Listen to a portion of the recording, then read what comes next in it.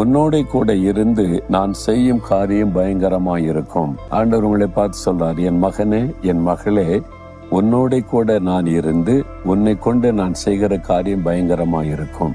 அதாவது பயங்கரமான காரியத்தை செய்கிற தேவன். அதுக்கு அர்த்தம் நம்மளை பயப்படுத்துற மாதிரி காரியம் செய்வது அல்ல. நாம் ஆச்சரியப்படும்படி இப்படிலாம் கூட ஆண்டவர் செய்வாரா அப்படின்ற மாதிரி காரியத்தை ஆண்டவர் செய்வாரா. யாரை கொண்டு? உங்களை கொண்டு, உங்களோடு கூட இருந்து உங்களுக்காக செய்வேன்னு சொல்றார். இப்படிலாம் நடக்குமா அப்படின்னு ஆச்சரியப்படும்படியான காரியம் இன்றைக்கு உங்க வாழ்க்கையில நடக்க போகுது.